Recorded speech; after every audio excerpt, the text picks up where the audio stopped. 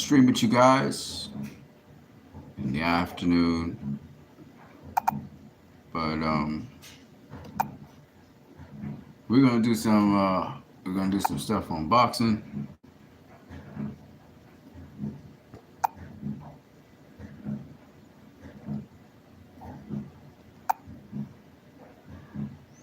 We're gonna do some stuff on boxing, so hold tight, everybody. Here we go.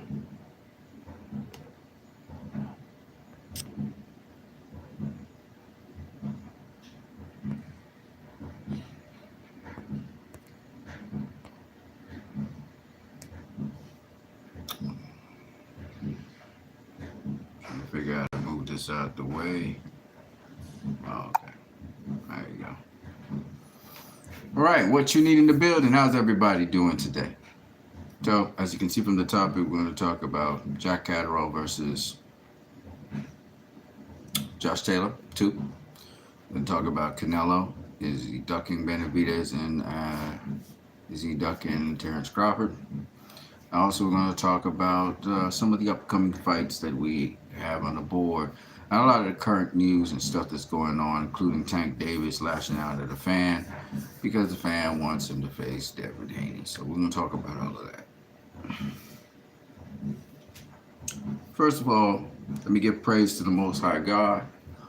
Most High God comes first every single time. So just want to let y'all guys know.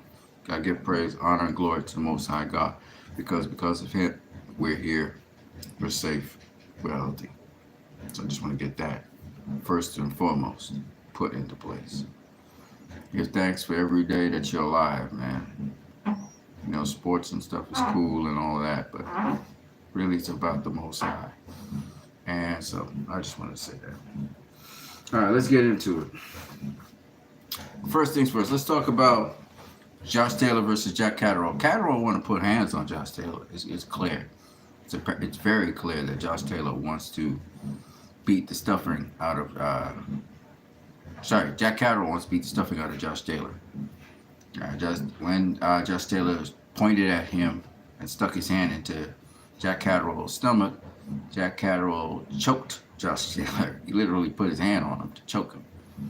And there was a breakup at the end. And Josh Taylor says, Jack Catterall says he's looking to knock out Josh Taylor. He doesn't like him. Feels like he was robbed of the opportunity to become undisputed, and finally getting Josh Taylor back into the ring. Jack Catterall is looking to knock out Josh Taylor, which is all well and good. I mean, why not? So look at the press conference, pretty rowdy, particularly on Jack Catterall's end with his manager, who finally made the fight happen. So kudos to Jack Catterall getting Josh Taylor back in the ring. I think it's going to be at a catch weight because Josh Taylor can't, make 140 anymore. So let's see what happens with that. Will Jack Catterall cement? I honestly believe Jack Catterall is going to beat Josh Taylor even more comprehensively than he did before. So I expect that to really go down that way. But having said all of that, it's going to be an interesting fight. I think Jack Catterall, now knowing what Josh Taylor brings to the table, I think he's going to try to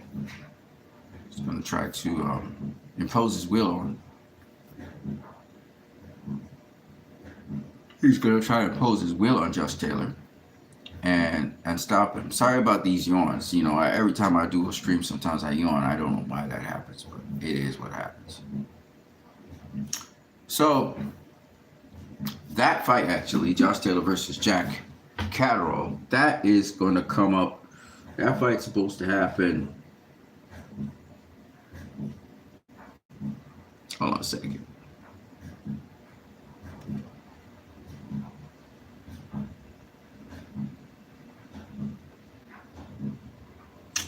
April 27th. So April 27th. Look out. Here comes that fight. Josh Taylor versus Jack Catterall. Okay, it's not going to be for. It's saying junior welterweight fight, but I don't think it's a junior. I think it's a catchweight fight, and I do believe that. And I do believe that that Josh Taylor is going to get his butt handed to him in this fight. You know, Josh Taylor loves a fight, but Jack Catterall ain't playing. You know, Jack Catterall's not playing. With respect to Canelo and David Benavidez and Terence Crawford, first of all, let me just make this abundantly clear. Canelo cannot be ducking Terence Crawford. He can't. You know why? He's at 168 pounds. Terence Crawford's at 147. Okay? And I know Canelo said, you know, he won't get no credit for beating Terence Crawford anyway. The weight is just too much. Okay? You're talking about, first of all, 147 to 168. The difference in weight there is 21 pounds. And that's just the weight limits we're talking about. Okay? I don't care what Terence Crawford says. Unless you're taking PEDs, you're not going to jump up 3 weight classes and beat somebody 3 weight classes higher than you, especially an elite fighter, a pound-for-pound elite fighter. I don't care what Terence Crawford says. We're living in an era where this is a modern era. This is not throwback era where guys sort of weight around the same weight and stuff like that. Canelo has fought 175 pounders and beaten them. He's literally beaten them in the pros. Okay? He's beaten them in the pros. So, I mean, you're talking about a guy that can punch very, very hard and is very, very strong. And it's just what it is. There's weight classes for a reason. I don't care what Terence Crawford says. I don't care how much he's trying to challenge himself. That is just not a fight in which I can give him a win, a victory. I can't see him winning that fight. He has to acclimatize to 168 pounds. That's not happening this year. Right? He's not. His next fight is probably now. I'm not sure if this is confirmed yet, but I heard that he may not be facing Errol Spence next, and the contractual obligation to face Errol Spence, at least on the WBC side, has expired. Now, if that's the case, then Terence Crawford is free. And if I were Terence Crawford, what I really want to fight is a Jermell Charlo. Jermell Charlo is going to come down to 154 or 160 or whatever. And I think Terence Crawford should take on him. People are talking about Jerome Ennis versus Terence Crawford, and that's a cool fight. It's a cool fight. I mean, but if I'm not mistaken, Jerome Ennis is going to be taking on Mario Barrios next, and not Terence Crawford next. Okay. People are talking about Stanionis versus Jerome Ennis. It's also a good fight, but Mario Barrios, Stanionis, I think, has a championship belt. I think Stanionis has the interim WBA belt or something like that. Or is it Mario Barrios? I'm not sure. I think Mario Barrios has the WBC, the interim.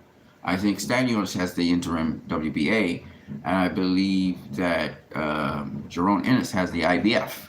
Jerome is the only one who has an actual championship. I think the other 2 guys are waiting for Terence Crawford to vacate, which I believe Terence Crawford will vacate and go to 154, and he will campaign there for a while. I don't think Terence Crawford is going to fight at 160 or 168 next. I think it's going to be 154. Okay? Once Terence Crawford vacates, then Jerome Ennis will have a nice little fight with Mario Barrios, who is the interim WBC champ right now at this point in time, having beaten Dennis Ugas. Stanionis, I don't know who Stanionis last fought. He was supposed to fight Virgil Ortiz, never happened. And then the other person is Jerome Ennis, right? So Jerome Ennis versus Mario Barrios is not a bad fight. It's not a bad fight. Mario Barrios is a well-schooled fighter, and he just beat Dennis Ugas. So, I mean, I would love to see that fight. So Crawford I wouldn't even put him in the equation with Canelo. Canelo has guys at 168. Definitely, I think he's ducking David Benavidez. I absolutely believe that now. David Benavidez has done everything he possibly could to get in position to face Canelo. And I hear the WBC president talking about David Benavidez is going to be announced as the mandatory for Canelo Alvarez with the WBC. I don't know why they didn't have that since he beat Demetrius Andrade. And Canelo had to give up the title or face David Benavidez after March, I think the month of March or whatever. Me personally, I think Canelo should take on David Benavidez. I think everybody wants to see Canelo versus David Benavidez. And Canelo shouldn't be ducking David Benavidez. In fact, the next fight he should have been having right now, which should have been against David Benavidez. We don't know who he's going to face next. David Benavidez probably looking to try and face Jaime Munguia next. Maybe he'll get through, maybe he won't. I would like to see him against David Morrell, but David Benavidez doesn't seem too keen to face David Morrell. David Morrell versus Jaime Munguia would be also a good fight, but I don't think Jaime Munguia is ready for David Morrell either. So there's a lot of ducking going on. I think that Munguia is going to stay away from Morrell, and so will Benavidez. Okay? And that just shows you how difficult David Morrell is, even though he doesn't have a lot of fights. So we have a duck, duck, goose going on in boxing. Guys who are not necessarily very enthusiastic to face each other. But having said that, yes, Canelo should face David Benavidez next. He's not probably going to do that, but that's who he should face next.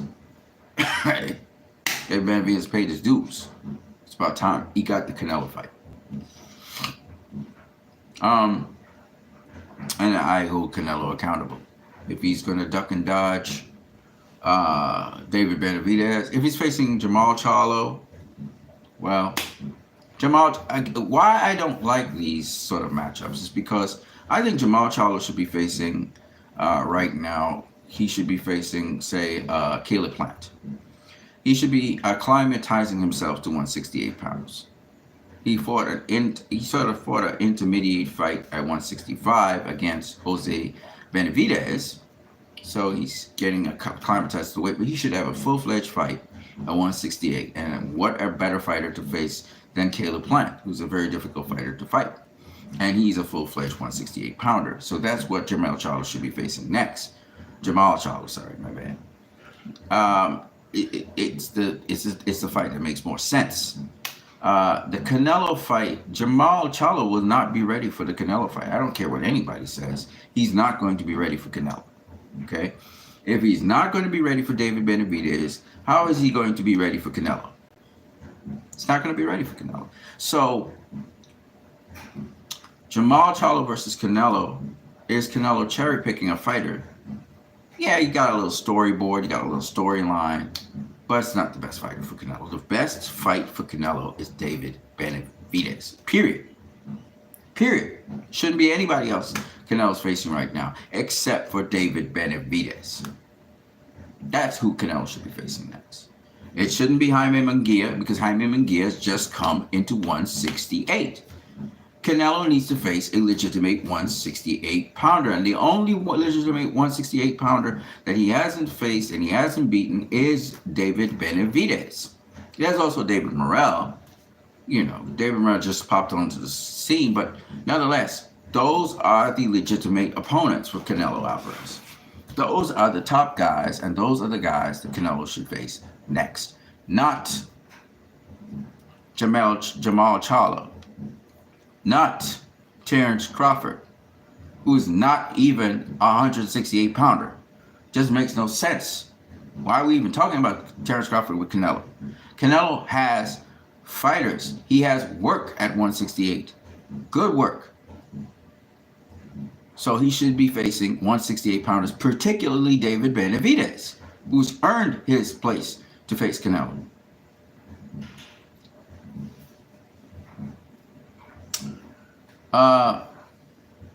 So Is Canelo Alvarez ducking David Benavidez? Absolutely, he's ducking David Benavidez. Is he ducking Terrence Crawford? Absolutely not. Man doesn't even exist in Canelo's weight class. How could he be ducking a guy and he's not even in his weight class? Ducking means you ought to face this particular fighter. This is a fighter you ought to face because he's in your weight class. You can't duck people who are not even in your weight class. So that makes no sense. With respect to Tank, you know, the fans calling for him to face Devin Haney or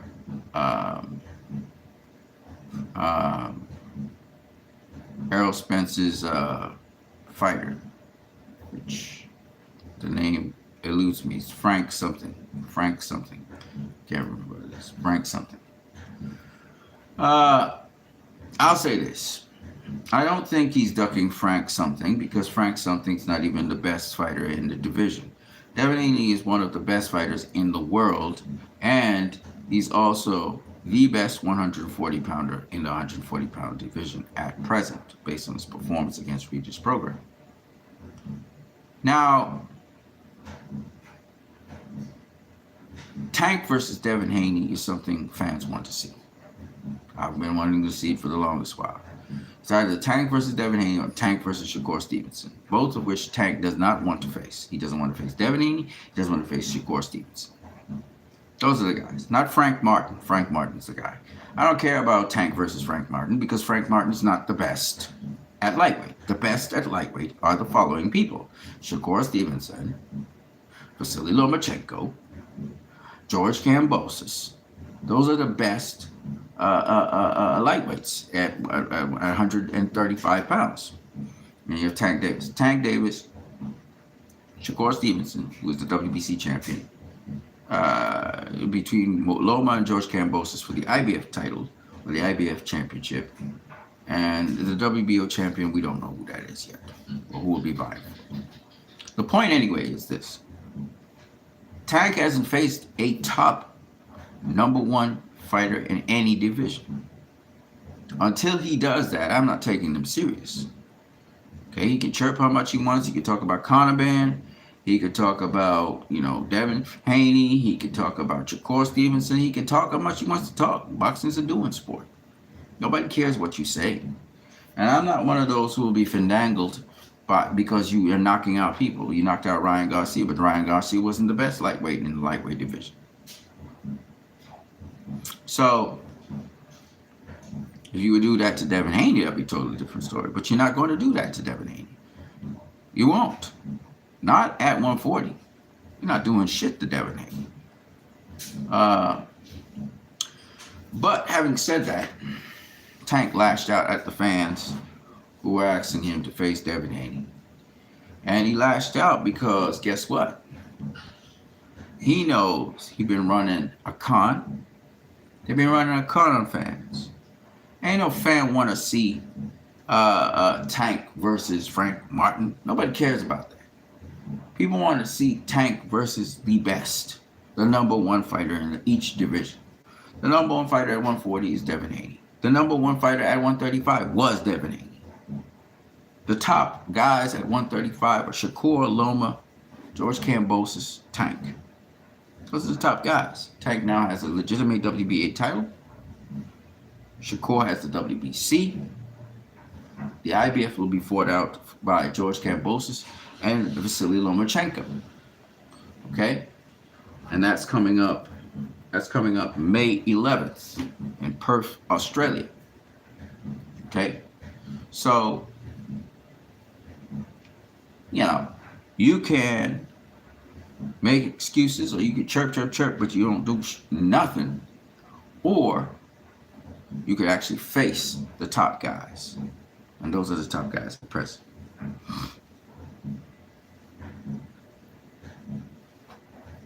All right, let's look at some of the upcoming fights here. I just first and foremost say, a fight that can happen on DAZN, readily happen, and would be an exciting fight for sure, and a fight which suits the styles is Subriel Mateus, the IBF champion at 140, versus Regis Prograis. Even though Regis Prograis lost to Devin Haney, I believe that style match with Regis Prograis versus Subriel Mateus is a good fight for Regis Prograis, because he won't have to go looking for Subriel Mateus. So I think it's an easier fight for Regis Prograis, even though he's been dropped and all of that. I think Regis Prograis' speed, sharpness, and power are going to be major factors in that fight with Subriel Mateus, who does get tagged quite a lot. So I'd love to see that fight and how that fight would turn out. I just thought I would say that, even though it's not a fight on the cards. There's a bunch of fights that could possibly happen. We have Carissa Shields, who possibly could face Alicia Baumgartner at 154, because she was very straightforward, telling everybody, nah, I ain't going down to 147. Nah, I agree with that. I'm too big. I'll be wagering. I don't want to do that. You come meet me at 154, we can have it out. And Alicia Baumgartner is a small woman fighter. She was a super featherweight champion, undisputed, and she wants to now jump all the way up to welterweight to take on Carissa Shields. Carissa Shields is too big. She ain't gonna try and dry herself out like Oscar De La Hoya did against Manny Pacquiao. That ain't making no sense. It's like Triple G saying he'll go down to 154 to face Floyd. Triple G would be a skeleton at 154. You know, so it's like these guys say things, but will they do them? And obviously, Triple G didn't do it, which was smart, because I'm telling you right now, that would have been a Manny Pacquiao versus Oscar De La Hoya fight. Floyd just beating on him, and Triple G's too weak to do anything or to get the reaction time that he needs to get.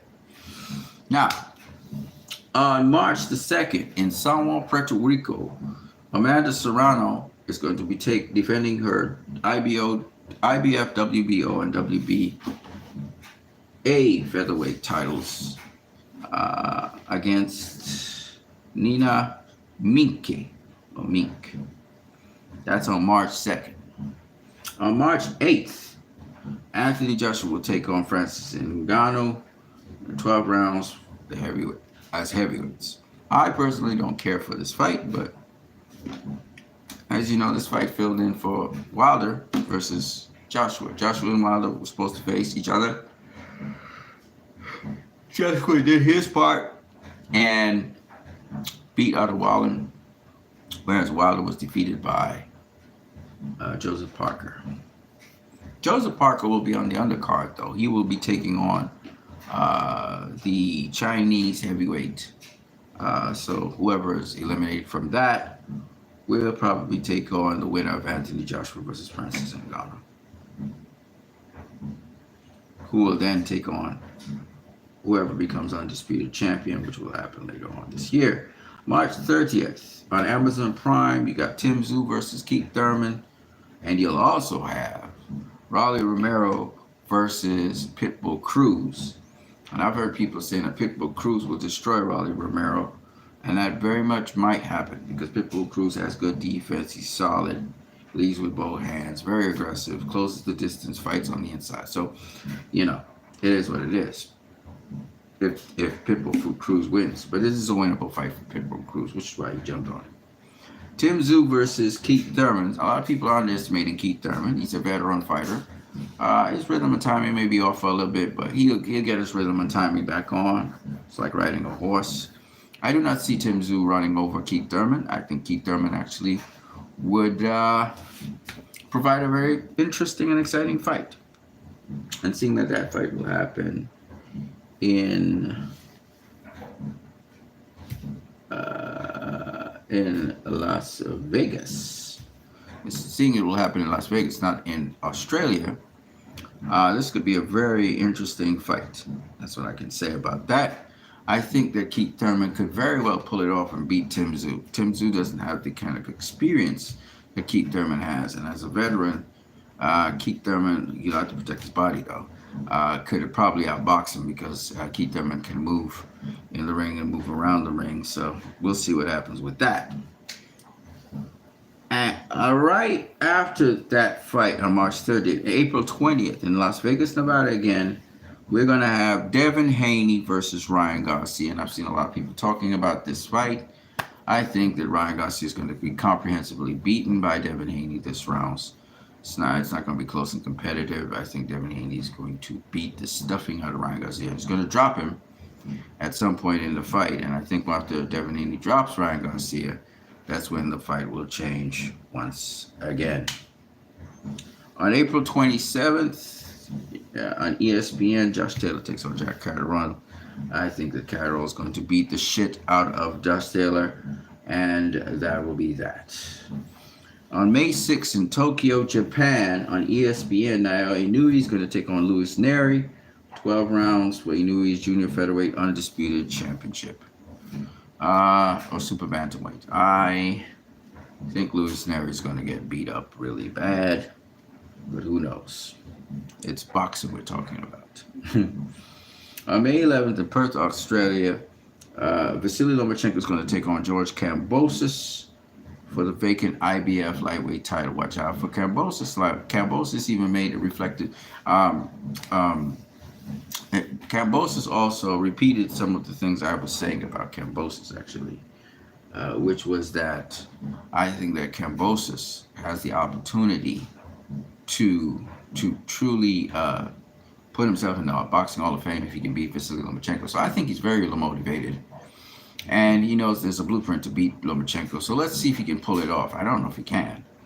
I still favor Lomachenko to win, but it would be interesting if he can beat Lomachenko. Don't count out Kambosos.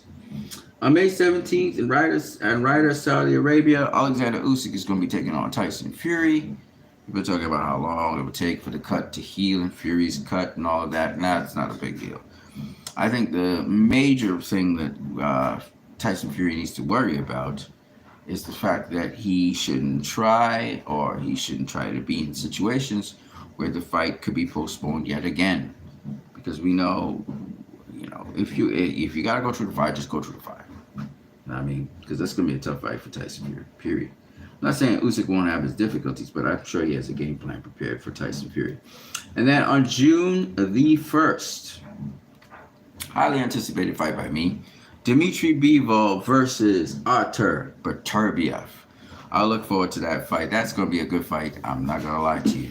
I'm looking forward to that fight of all the fights. Now, there's some other fights in here, and I think that Bivol's going to beat the brakes off of Beterbiev. I know a lot of y'all don't believe that, but I know Lionel Thompson believes otherwise, but I'm telling you, Beterbiev looks good, and Top Rank made him look good, but Bivol is the better fighter of the two, I think. I truly believe that, and I guess you guys are going to have to see it and respect how good Bivol is, because a lot of y'all don't believe it.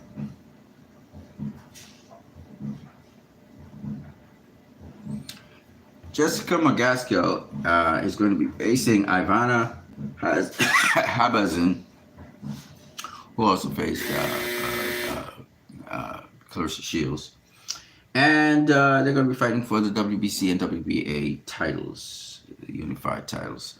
So that will be on April 20th in New York City. That should be an exciting fight, McGaskill versus Habazin.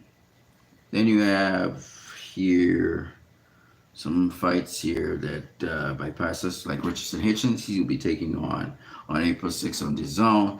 He'll be taking on Gustavo Daniel Lemos. And Gustavo Daniel Lemos was a good lightweight fighter who made his way up the ranks, and he was supposed to face Devin Haney next. But instead, he's going to be facing Richardson Hitchens. But he's a good fighter. I think he's better than Jose Petraza, saying something like that, or something like that. I can't remember.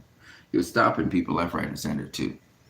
And you have Diego Pacheco versus Sean McCallum. I guess that's a super middleweight fight, which reminds me, somewhere in here, Aristotle Lara is going to be taking on Michael Sarafa instead of Danny Garcia, which is a disappointment, in my opinion. But it is what it is. Sebastian Fondera, he'll be taking on Serhii Borchuk. Again, not necessarily something that's interesting, but nonetheless. Raymond Muratalla, he'll be taking on Austin Ezekiel. Of course, Raymond Muratalla is a lightweight, and he's, I think, some of the top 10 lightweights in the division. Emilio Vargas will also be taking on an opponent on March 9th, Glendale, Arizona, on ESPN. Sinister Estrada also will be fighting Eustace Valle. 10 rounds for the undisputed strawweight championship, so that should be good. Oscar Valdez will be back facing Liam Wilson for 12 rounds as a junior lightweight, so that's all right there. You know what I'm saying? Sandy Ryan, Terry Oppen's going to run it back for Ryan's WBO women's title. Jose Cepeda's taking on a gentleman named Dalton Smith. 12 rounds, junior welterweight. Campbell Hattel will be back out in action in 10 rounds. He's also junior welterweight. He'll be facing James Flint. Floyd Schofield. I saw it somewhere here. Yes. Floyd Schofield will be back in action on March 16th, as well as William Zepeda, who will take on Maxie Hughes. Those two guys will be facing for the IBF WBA Eliminator. I think that's about it. Marlene Esparza, she's going to be defending her titles, her WBA, WBC, and WBO flyweight titles against Gabriela Alanis. I think that's about it there. Is anybody? Not really. Zhilei Zhang versus Joseph Parker. That's the one. That'll be on March 8th, where you will have Anthony Joshua versus Francis Ngannou, and you'll have Zhilei Zhang versus Joseph Parker. So that should be interesting. Ray Vargas also takes on Nicky Ball for the WBC featherweight title. Yeah, that's about it right there.